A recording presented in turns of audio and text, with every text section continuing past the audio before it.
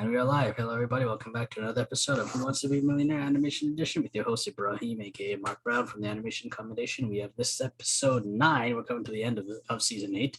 And we have with us, returning from last season, a wonderful film reviewer, film lover, animation lover, Mr. Dariush Asadi. How are you? Hello. Hi. Yeah, it's great to be back. I'm doing great. How are you? I'm doing well. Thanks for coming back. I really wanted to have you back. And I know our schedules had so much problem. And then one time my laptop just stopped working. So this took a while, but finally we got through it. We're able to do this. And for people who aren't familiar with you, or they didn't watch last season, get to introduce yourself and your love for animation or film. Yeah, honestly, it's really hard for me to bog it down in one sentence, but I'm Dariush Asadi, and I'm a film reviewer, filmmaker. And I review films, animated films, animation shows, because I love animation. And I've got a YouTube channel where I review films and review animation. I've got an Instagram as well. I could link in the description. And I'm also currently involved in a lot of projects as well, animation projects. And if any of you are really interested in and seeing the projects or interested in them, just look through the social medias and you'll find out. I already messed it up, didn't I? It's pretty hard introducing yourself, you know. Yeah, you did great. I'll definitely put links to all your areas below. And for everyone else that's new to this is a 12-question multiple choice game show about anything even remotely in the field of animation. As long as Dariush keeps getting questions right, he goes higher up the ladder. Once he gets one wrong, that's the end of the game, and he leaves with the last number of points from the last safe haven. He has 3 lifelines to help him, a 50-50. He gets rid of 2 wrong answers, a phone a friend if he chooses. He can call someone for help, or an Ask the Expert. This season, our expert is Mr. Skylar Schuler, founder of the Diz Insider News website. He was the winner of the million point winner last season. So I've asked him all these questions, and Dariush can see how he answered and decide if he wants to go with that or not. And if Dariush gets to 32,000 points, then he gets the 4th lifeline, which is a double dip, which gives him 2 chances at answering a question. We've already had a million winner for this season, so there is no round 2. So Dariush is going to try to get all the way up to the million, and we're going to support him all the way as much as I could without me telling him the answers, because I can't do that. Could you at least, I can just maybe PayPal you? Some live bribery here. Go on. Oh, I forgot we were recording. Yeah. Dariush, are you ready to play Millionaire? I am ready to play.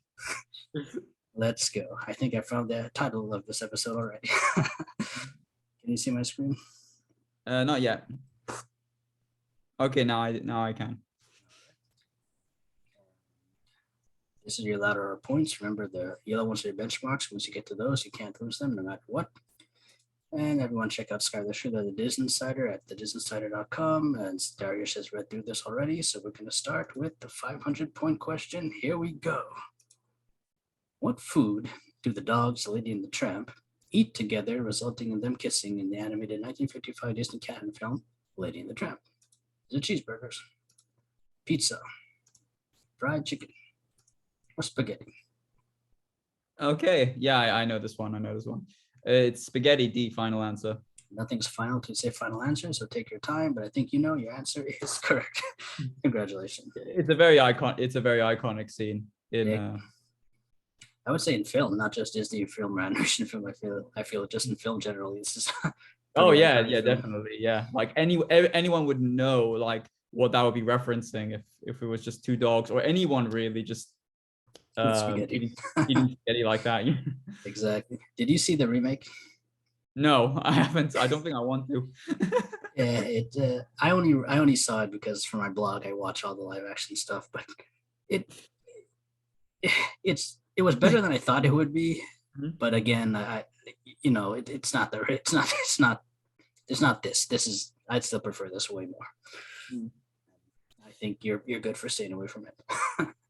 Yeah, I would probably say it would be probably harmless, that remake, but also very bland and very unforgettable. But then again, I haven't seen it, but it's just by the looks of it, it looks that way. But But yeah. Yeah, well, let's stick with the original, folks. Yeah, we'll stick with Okay. the original ones. Yeah. So the next one's 1,000 points. I have to remind you, get that wrong, you leave with nothing. I don't think that's going to happen, but just have to remind you, 1,000 points. Here we go. What does Ursula take from the Princess Ariel in the animated 1989 Disney canon film, The Little Mermaid?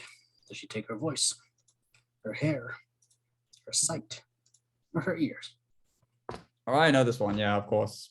Who doesn't? She took her voice. Final answer. Are you voice final answer? You sounded so sure of yourself. Your answer is correct. Congratulations. You have 1,000 points no matter what. It's one of the most infamous Disney scenes with a contract. It's probably one. It's probably the you know the. It's probably one of the most iconic villain songs. Themselves, yeah. Yeah, like every villain has to have like you know, shake my hand, let's make a deal. Like Ursula, Dr. Facilier. My favorite Disney villain. It's a TV Disney villain, but that's Bill Cipher, and he's all about he's all about making deals. Shake my hand, let's make a deal. And Ursula was, I think Ursula was pretty much the first villain who was like, you want something that I can give to you, but it comes at a cost. And I thought like, oh yeah. That's true. When you think of like the Disney villains before her, they were just like they just took what they want. They didn't use a contract to get what they wanted in a political manner, but she did. But it is one of the best Disney villain songs. Like I love Be Prepared and Hellfire, but I think this will come right after it for me. Oh yeah, Be Prepared is really good as well. All right, Darius, you're doing amazing. You have all your lifelines. 2,000. Let's go. Which of the following is not one of the 5 emotions that appear in the animated 2015 Pixar film Inside Out? Is it joy, disgust, surprise, or fear, which is not? Oh, I love this film, and I also, and the emotions are my favorite part of the film, because I feel like they're like family. So it would be surprise. There was no surprise in Inside Out, so that's my final answer. See, you're just whizzing through these. Your answer is correct. Congratulations. Yeah, this doesn't feel like a quiz. This just feels like a podcast or whatever. Like we're just talking about films, you know, about Inside Out or whatever. Yeah, that's the point of this. This is, you know, it's a way to chat and not be so on edge. So I try to make it as easy for you as it is for me. But yeah, I love this movie too. It's my second favorite Pixar film of all time, and I think they did an amazing job trying to teach such high level concepts when you think about it. Like the stuff in Inside Out you could write college theses about, I think, and they try to teach it for a family audience, and I think they do a pretty good job with that. Yeah, apparently like psychotherapists or psychiatrists, they review this film as well. And did you see that in the D23 they announced an Inside Out 2?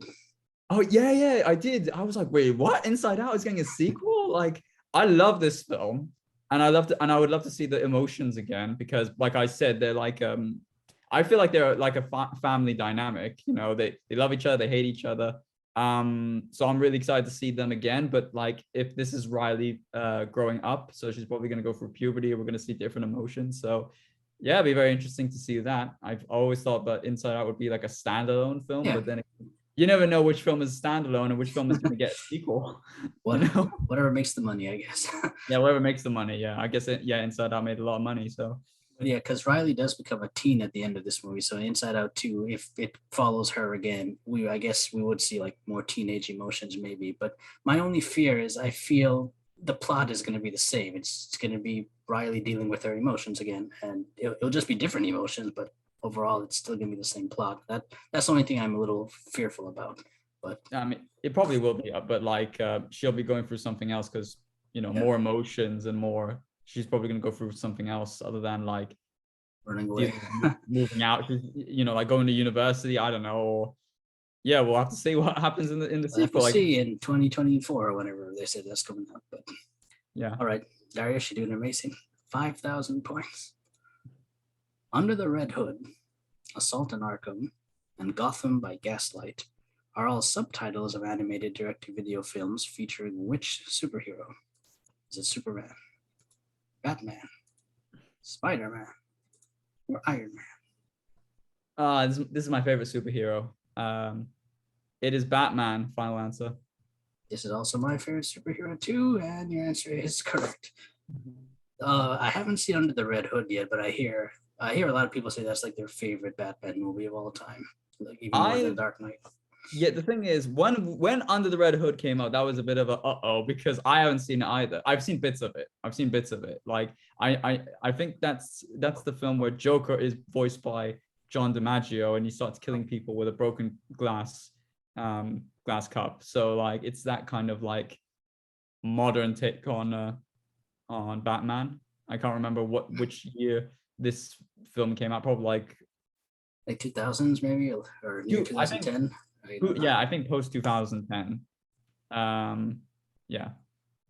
But yeah, I saw Gotham by Gaslight. That was interesting because they put Batman back in like the Jack the Ripper area of like 18th century London, which is it was interesting to see Bruce Wayne in that area. Yeah, I can't remember that like they made a film like that, and I was like thinking about why would they put it in like in Victorian era? I don't know. They won Batman versus Jack the Ripper, I guess, but it was okay. It wasn't that bad, but it was just odd. But yeah, he's still my favorite villain, and one day I'll see the Red Hood one day. All right, Dariush, you're doing amazing. 10,000 points. Let's go.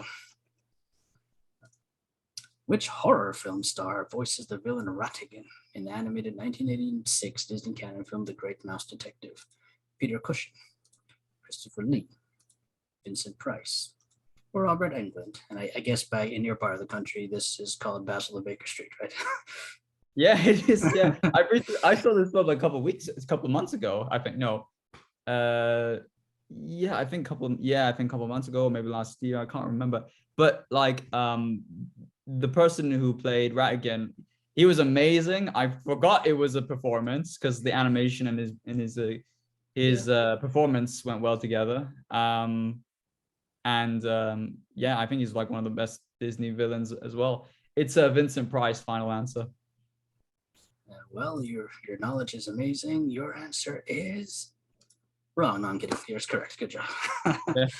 You know, I would have been so sly. I would have been like, oh, this guy was amazing. Oh, by the way, it's Vincent Price. Final answer. Anyway, this guy's I'm just like carrying on like like that. His performance was amazing. Like I just wish that there was more rivalry between Basil and Ratigan, because we've only got like maybe like a couple of scenes of him and Basil together, and especially when he was humiliating him, when Basil was being humiliated in front of his his henchmen. I just wanted to have more of that. But other than that, yeah. I guess it's similar because it's it's Sherlock Holmes based, so I guess Sherlock Holmes and Moriarty generally don't have many scenes together as well. So I get that, but I agree with you.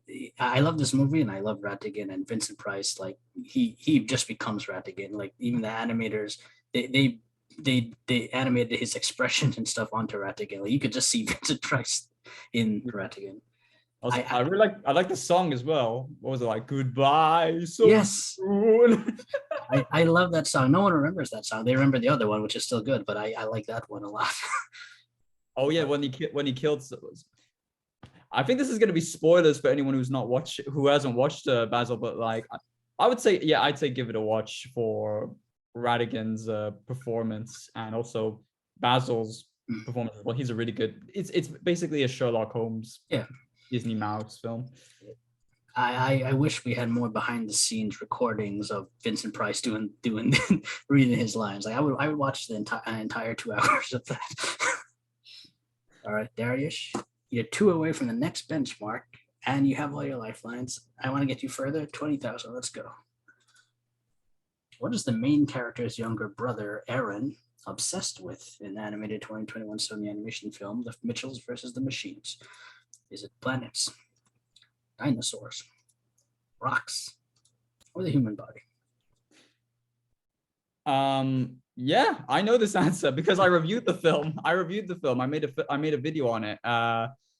Aaron had a really insane obsession with dinosaurs. My final answer. Well, your answer is correct. What do you think of this film? I really love that film. It was really good. I wish, Sorry, the screen is a bit frozen. What are you seeing right now? I'm seeing your answer is, and then there's a blank underneath it. Oh. All right. Yeah, that's cool. Yeah. Okay, there we go. Yeah. Yeah, I really liked it. I just thought one flaw was I wasn't a fan of Aaron's voice.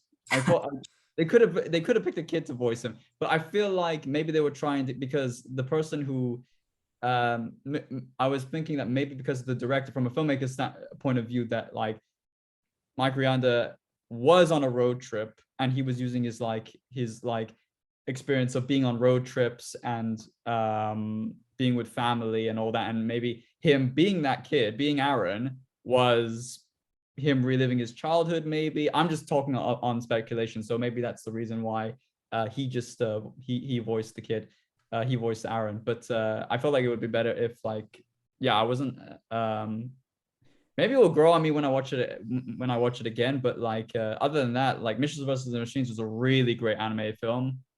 Yeah, I really loved it. It was wacky, it was energetic, it had so many like doodles all over the screen. It had like a mixture of like 2D and 3D in some places. It was kind of like Into the Spider-Verse. It had that same energy and feel to it. The animation style too. Yeah. Sorry? The animation style, I love that especially too. And yeah, I agree. exactly. Yeah. I agree with you. It's weird hearing the director's voice as the kid, because he's like supposed to be like a 8-year-old kid or something, and you just hear this guy's voice. But besides that, I did like this movie a lot. My only thing is, have you seen Ron's Gone Wrong?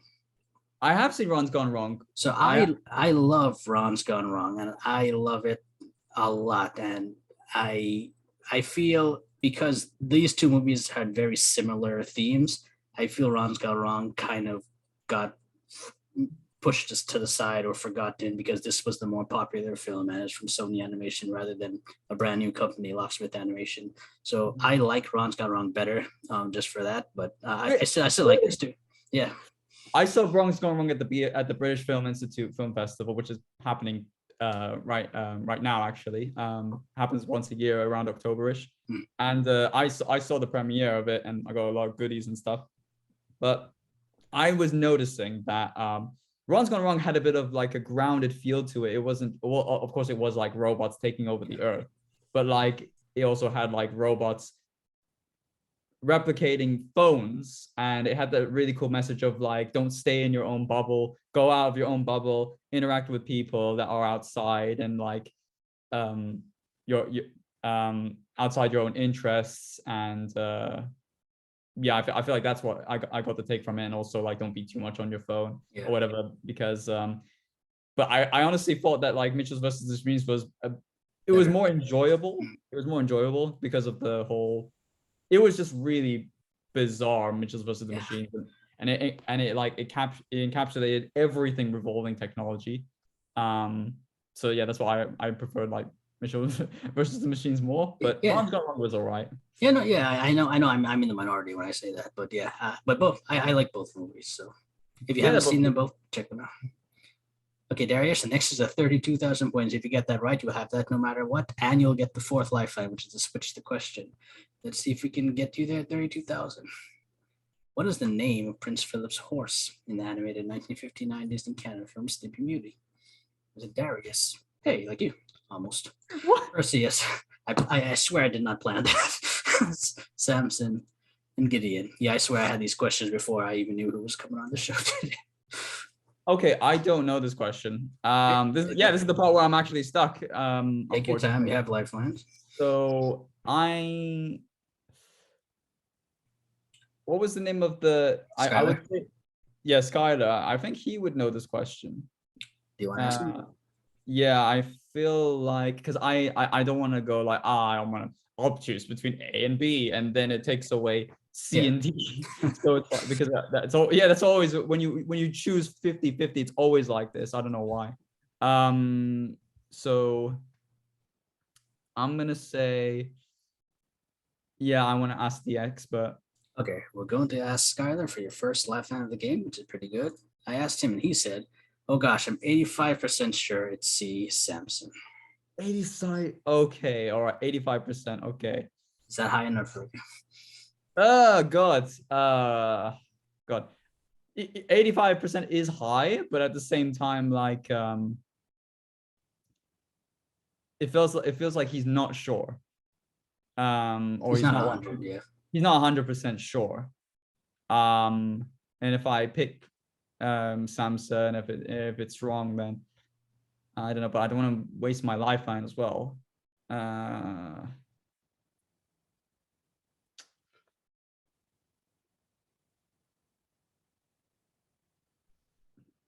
How often Sleeping Beauty is that his favorite film? No, it isn't, actually. How often does he watch it? I don't know. I didn't get his watching habits. Okay. You can go with him, or if you want to use another lifeline, you can. All right. 50-50 or phone or expert. Okay.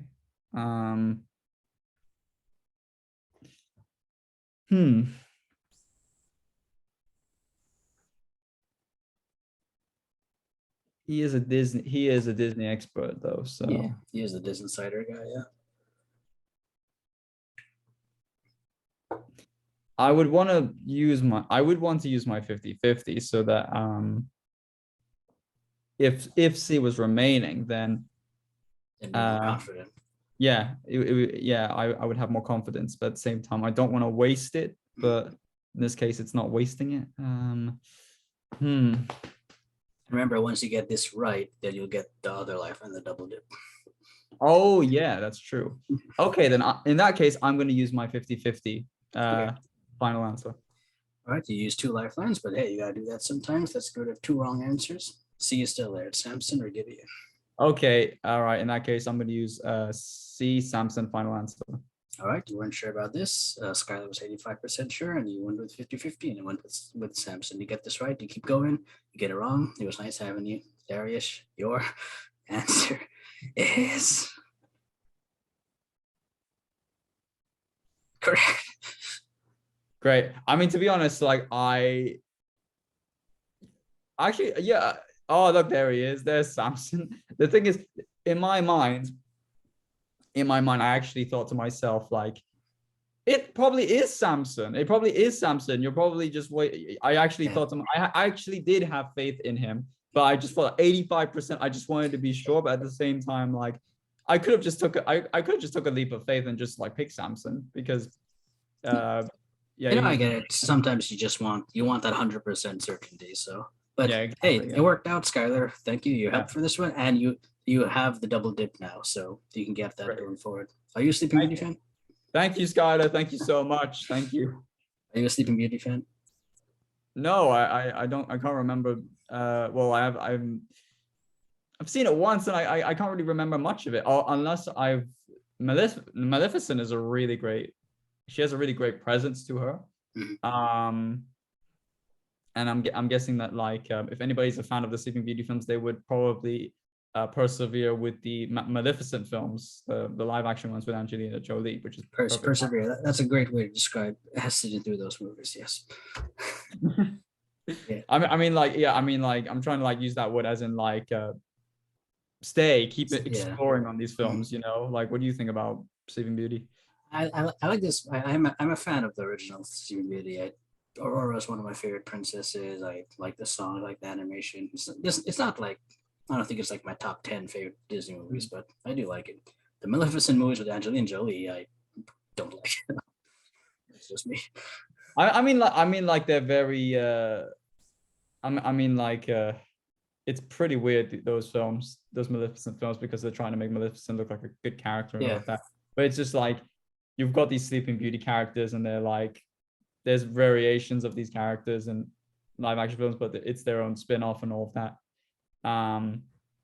Whereas in Sleeping Beauty, I don't remember much of it. So, but yeah, overall with Sleeping Beauty, it's not much. Yeah, I don't really think much of Sleeping Beauty, to be honest. Okay, that's fair. You're 5 away from the million. We want to get you there, and you have 2 lifelines. Let's go. 64,000 points. In which Ice Age film does a squirrel Scrat find and destroy the haven of Scratlantis? Is it Ice Age Collision Course, Ice Age The Meltdown, Ice Age Dawn of the Dinosaurs, or Ice Age Continental Drift? I don't know. I've seen all of these films, but I can't remember which one. I honestly can't remember which one was Scratlantis and all of that. I remember like Ice Age. The Meltdown was when he Scratlantis. Okay, let me remember. Take your time. So I'm kind of leaning towards Collision Course because I haven't seen Ice Age Collision Course, and I think it's probably I think it's the worst actually. It just looks awful. It like has no story. It's all over the place.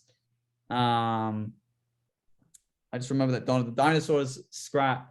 I thought that was cute, by the way, but like Scrat met a female squirrel called Scratay with a T or T, yeah, with another T and an E at the end. I can't remember what Scrat did in Continental Drift, but it was basically when there was pirates in there, and the meltdown was when it was melting down, and I can't remember what Scrat was doing there either. Oh God. Fine. Don't forget you have the double dip if you want, or you can call your friend, or you can ask Skylar. The Skylar watch. Is Blue Sky is Disney or Disney bought Blue Sky now? Yeah, and now they're defunct now. Yeah, they destroyed it. So that might not be his best. Yeah, I don't know if the Ice Age are popular films. I don't know if my phone a friend would know this. Well, there's always the double dip if you want to guess two things. But what's the double dip? Double dip, if you use it and you guess A and A is wrong, then you get to guess again. Okay. So, and if it's still wrong, then you lose. But at least you get two chances. Oh wait, okay. So like if I pick like one.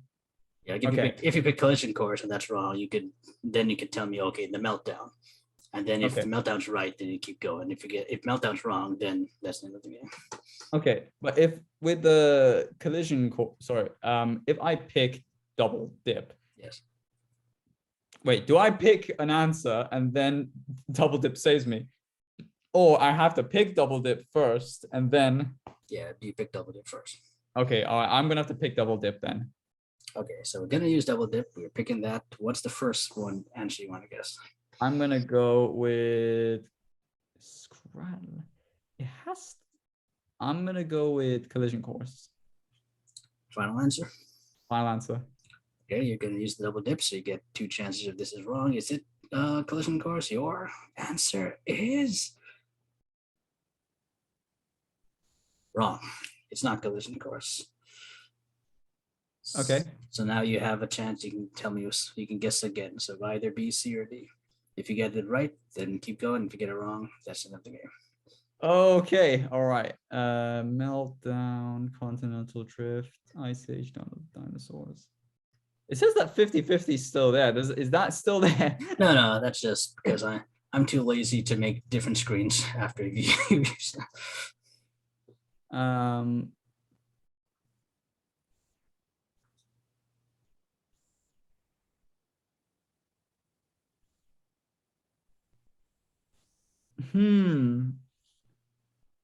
Scratlantis. I'm trying to think. All right. I'm in between Continental Drift and Dawn of the Dinosaurs because Collision Course, I'm just like wrapping around my brain. I just picked Collision Course because that's the only Ice Age film I haven't seen. But I don't know, I'm kind of drawn away to, because Scratlantis, like Atlantis and Continental Drift, was when they were like sailing across the icy waters with pirates and all of that. So Scratlantis. But at the same time, Dawn of the Dinosaurs is when the Ice Age characters go into a different world. And I remember at the end, the world was shutting down or something. or maybe I can't remember. And Buck was, that Buck character was gonna go with them. So that maybe Scratlantis was in there. Damn it, man! I could have picked those two. Now this is a game of like, I'm in between Continental Drift and and Dawn of Dinosaurs.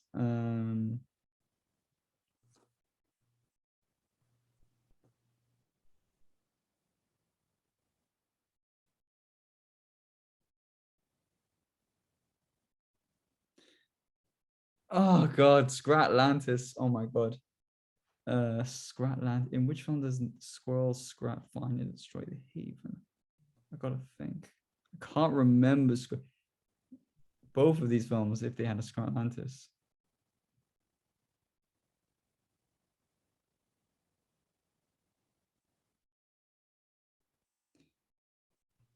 So do I only have one lifeline left? Yeah, but because you're in the middle of the double dip, you can't use it until after you get you get Oh, the second shit. answer. That's the thing about the double dip, yeah. Because Damn it. you're still going through the double dip. Is this a lifeline that you came up with, or does that exist in the actual Who Wants to Be a Millionaire? They used it in one of the versions that they had over the years. All right. Yeah, double dip and switch the question were both used in different seasons, so I wanted to try see how they work. Okay. All right.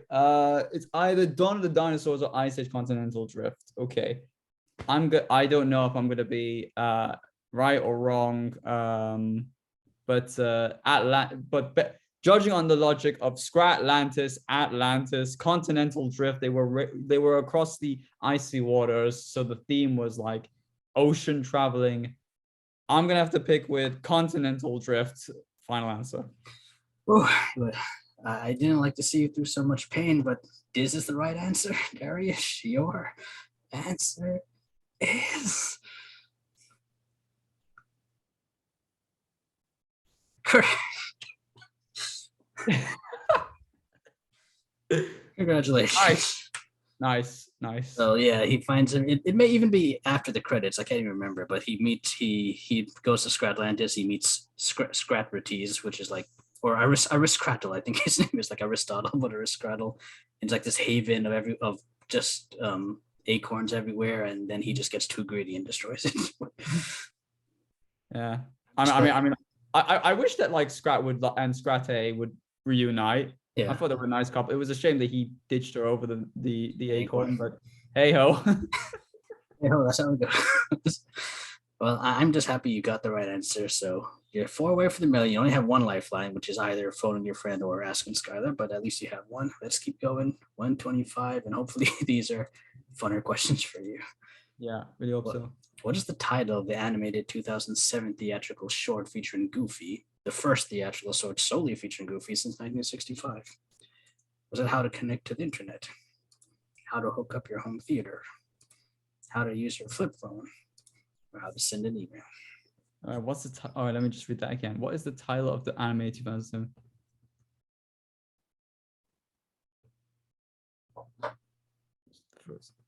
Okay, yeah, I remember those kinds of. I don't know this question, but I do know what they're referring to. It's those Goofy shorts where Goofy is he's the everyday man. And I remember this one short called How to Sleep, or the theme was sleep, and it was very funny. How to send an email, how to hook up your theater, how to flip your. I don't know. I could take a gamble, but I don't want to take a gamble. I'm sure Skylar. I'm sure that Skylar would know this. Yeah, I'm gonna have to go for him. Let's see what he thinks. Okay, this is your last lifeline of the game, but we're gonna ask Skylar, and he said, "Love the short. I'm 100% sure it's B. How to Hook Up Your Home Theater." He's 100% sure this time. All right, cool. In that case, I'm gonna go with B. Final answer. All right, yeah, Skylar. Skylar's 100% sure. How to Hook Up Your Home Theater. Your answer is correct. Thank you, Skylar. Thank you. You Skylar. saved me once again. You saved us twice this game. Yeah. So yeah, this was I think I've seen this one. I can't remember, but I know that it was like a big thing because, like you said, they had those how-to shorts back in the 50s and 60s, and then Goofy just kind of had a break for like 40 years until 2007. So have you seen this? Have you heard of this one at least? No, I haven't. I haven't heard of this one. I haven't seen this one. Yeah, I've seen. I I, can't. I, I've I've seen the How to Sleep one, the one you're talking about. I've seen that. I know. Yeah. My favorite scene from that short is when he's wearing glasses that look like his eyes are open. It's absolutely hilarious. Nice. I'll have to check YouTube for this one. I'm sure it's on there, or Disney Plus probably. Okay, Darius, you don't have any lifelines, but you're 3 away from the million. Can you get there? I have faith in you. Let's see. Thank you. 250,000. Really? Yeah, that's hope. In the animated 2021 film The Addams Family 2, the character Ophelia was transformed into a human being. But what type of animal was she originally? Was she a pig? Was she a cat? Was she a swan? Was she a cow? Oh God, I don't know this. I don't know this question. I haven't seen the Addams Family 2, or I can't remember. I remember seeing the cartoon, but I can't remember seeing the film. No, I can't. No, I haven't seen any of the films. Either Addams Family or Addams Family 2. Again, since we already had a million near, there's no round two, so it makes sense to just take a guess because you might get it right instead of walking away. Yeah, exactly. Yeah, I mean, in that case, don't tell me, oh, you lost so many points, because it doesn't even matter at this point. Okay. I don't know. Addams Family, in my opinion, they are. I mean, not in my opinion, but like from if I'm thinking about logic here, Addams Family are a very unusual family. They're the most unusual family that you could ever think of, because they have and they're kooky. Yep, they're creepy and they're kooky, and mysterious and spooky. They would have very weird choice of pets and weird choice of families, like not families, but like creatures and all of that. I'm leaning towards pig. Cat is too. It wouldn't be cow. Oh God, I can't remember there being a cow in Addams Family. Swan, I don't think it's a swan. Character Ophelia was transformed into a human being. What type of animal was she originally? Either pig, cat. I don't think it's a cat. Is way too generic. Swan, cow. I can understand why this film is on the 250,000 points, by the way, because you're probably thinking, oh, no one saw this film. This film's probably bad, so. I'm trying to remember a poster. Was there a cow in there? Was there a pig in there? I'm between. If I had a 50-50, I would choose either cow or pig. Oh God. You mean, yeah. Sorry? You mean if you had a double dip? Yeah, if I had a double dip or yeah, exactly, yeah. It wouldn't be cat, it wouldn't be swan. I don't think it would be either of those.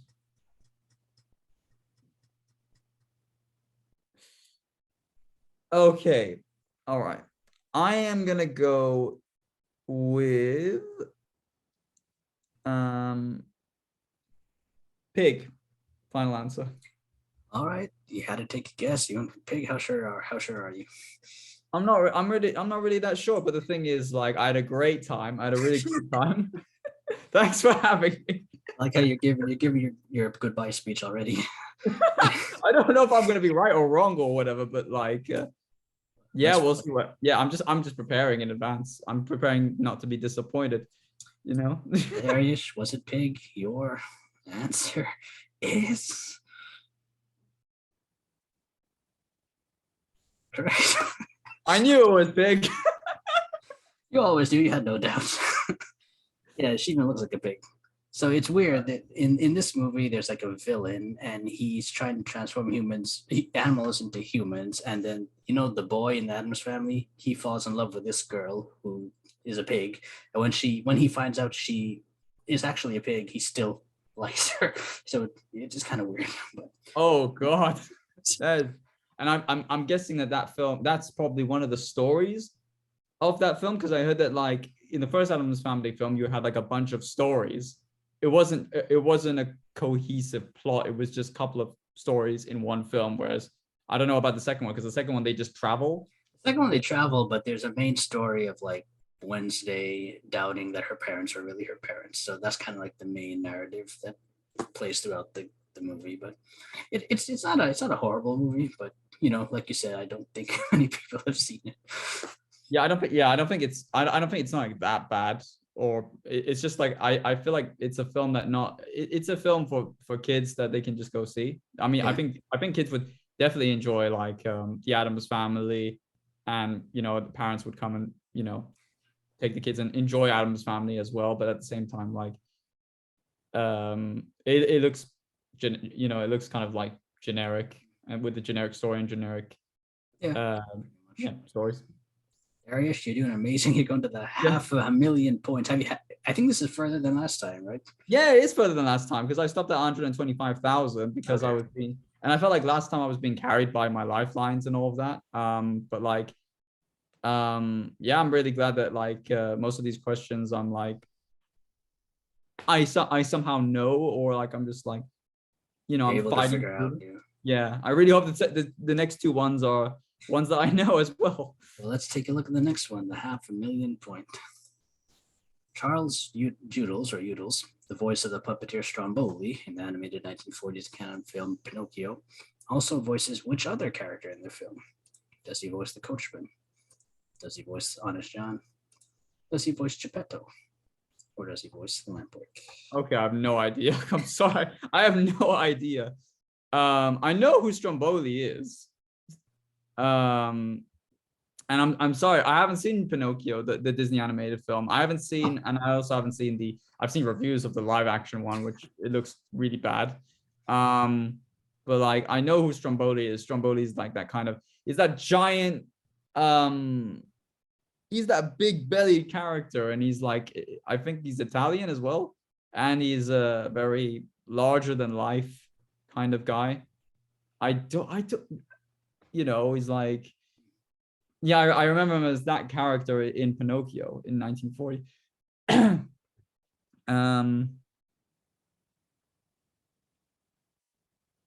So the same thing again. It's better to just take a guess at this point. Yeah.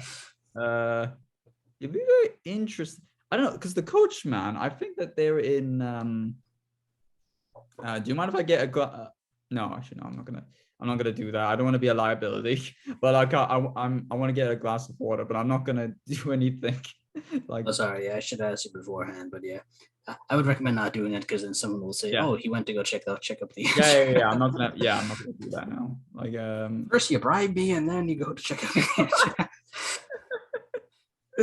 the okay. All right. What was I'm trying to think of that, like that place in Pinocchio. What was that place called? The fair place.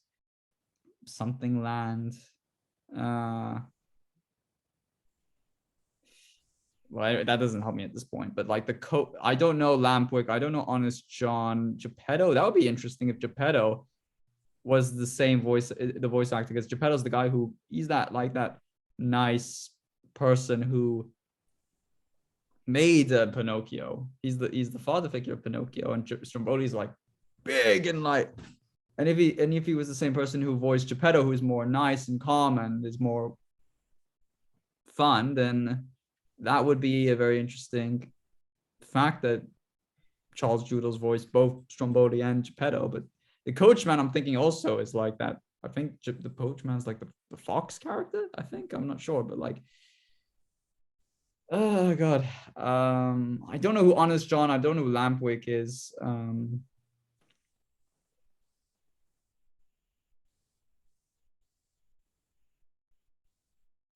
Okay, all right, okay. I'm leaning towards Geppetto, because I'm just thinking that would be a very interesting.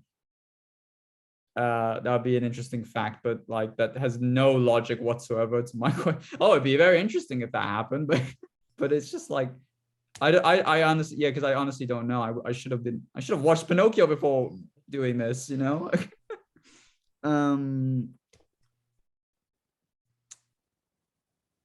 Okay, all right. I'm gonna prepare my goodbye speech. I'm gonna go for Geppetto. Final answer. Another one that you took a guess for between the Coachman and Geppetto. You went with Geppetto. Is this right? Do you go on to the million or not? Dariush, your answer is. Okay, just waving already. Bye, everyone. Wrong, unfortunately. Oh no! It was. Who was it? It was the Coachman, actually. It was the Coachman. This is the Coachman, no. yeah. So Charles voices both the two major villains, I guess, if you would, in Pinocchio. But yeah, I feel if you knew these characters, you might have guessed Coachman. But yeah, I thought the Coachman was the fox. No, Honest John is the fox. Honest John was the fox. Okay. All right. Well, there's my Pinocchio knowledge right there. Like I knew every film apart from Pinocchio, apparently. Darius, you did amazing. You got all the way to the 500,000 point. At least no one ever gets. Very few people get that far. So you leave with 32,000, but at least you tried. And I appreciate you coming on the show. And before we go, is there anything you want to say, or how can people find you? I've already introduced myself in the beginning, but yeah, thanks for having me. I had a really great time. And I hope to come back next season. I'll definitely be reaching out to you. And for anyone else watching, we have one more episode only to go for this season before we're done with season 8. I want to thank everyone who's been watching so far. And stay tuned for the last episode. Will we get another 1,000,000 point winner? Will this be the first season with 2,000,000 point winners? Who knows? Until then, take care. Bye. Bye. And good luck to the next contestant. Bye.